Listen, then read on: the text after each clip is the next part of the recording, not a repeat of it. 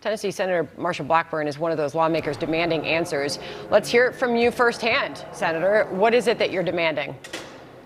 What we are trying to find out is, first of all, can we stop this? And we certainly are making every measure possible and trying to get this stopped. So is the governor, so is our attorney general.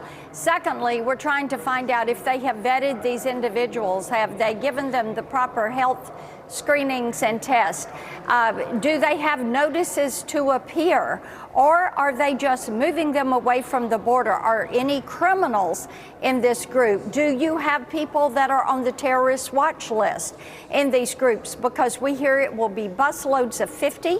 We hear that they will start this week. There will be at least 2 per week. But Sandra, the problem is this: the administration has no plan for how to handle the ending of Title 42. They have no plan. They're turning every state into a border state, every town into a border town. They're showing tremendous disrespect for the people of other states because they're saying, you know, we've got to move them off of this border. We don't want people to see these thousands of people every day at the border. Let's put them on a bus, let's put them on a plane, let's get them somewhere else in the country, and let's transfer the cost of health care, food, shelter, education, all the social services that are needed by people that have been traumatized as they have been brought by these cartels to our southern border. Hi, Senators. John Roberts here, along with Sandra. For the control room, I want to jump to call forward number 2 here, because there seems to be a real double standard. You've got the federal government on the one hand really ripping a strip off of Governors Abbott and Ducey for busing people to places like Chicago and New York City, Washington, D.C., yet the federal government is doing the same thing. Remember what Karine Jean-Pierre said about the governors of Arizona and Texas doing that. Listen here. Republican governors interfering in that process and using migrants as political pawns is shameful, is reckless, and just plain wrong. Is there a double standard here? Of course, there's a double standard. And bear in mind, places like D.C., Chicago, New York City had said, we are sanctuary cities. We welcome having individuals come into our state and our city. Tennessee is not a sanctuary state. Our cities and towns are not sanctuary cities and towns.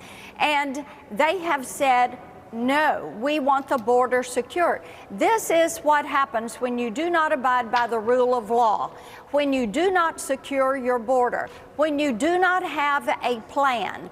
And it is unseemly that in this $1.7 trillion spending bill they want to pass today, there is money for countries to secure their borders and have enhanced border security.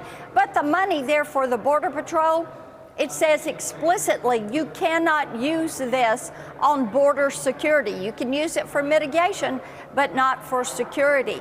We have to secure our border. We are a sovereign nation. Our citizenship means something. And for this administration to say, okay, we're going to transfer this problem over to you, Tennessee, and let you figure out how to handle this, because this administration, the Biden White House, is proving to be inept when it comes to dealing with the issue of illegal immigration. Well, it is certainly a big day. It is a Wednesday before Christmas, but there's a lot of news to take in, including Ukrainian President Vladimir Zelensky will be addressing Congress tonight. We know that Congress has been preparing this $45 billion aid package for Ukraine. Zelensky told soldiers, quote, "We are grateful for U.S. support, but it is not enough." It is a hint, it is not enough. There's a growing number of Republicans, folks within your party, Senator, that are growing more and more skeptical about increasing our aid to Ukraine in this moment. The Wall Street Journal has been polling on this. Where do you stand? Yes.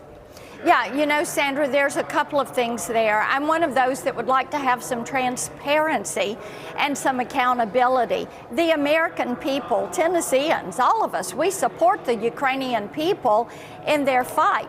I had recommended to the White House before Russia went into Ukraine that they begin foreign military sales to Ukraine. Also, it is important for the EU countries, it is important for NATO, for those countries to step up and help Ukraine. This is on their doorstep.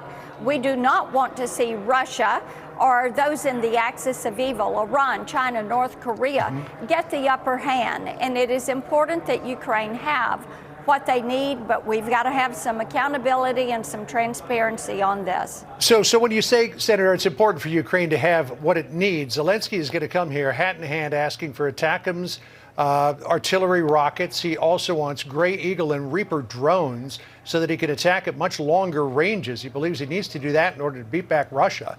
Those are very, very sophisticated weapons that this White House does not want to give Ukraine.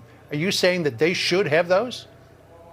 I think it is important that we make certain that Ukraine has what they need. But, John, it is not the sole responsibility of the United States. You have NATO, you have the EU.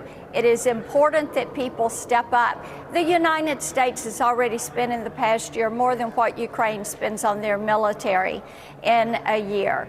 And we just want to make certain that there is transparency and accountability on how these dollars are spent, on the timeline for when money is getting in there for these battles. All right, well, we should be seeing the Ukrainian president and the U.S. president shortly.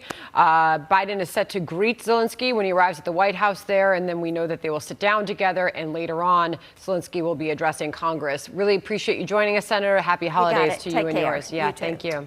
Thanks, Senator. Merry Christmas.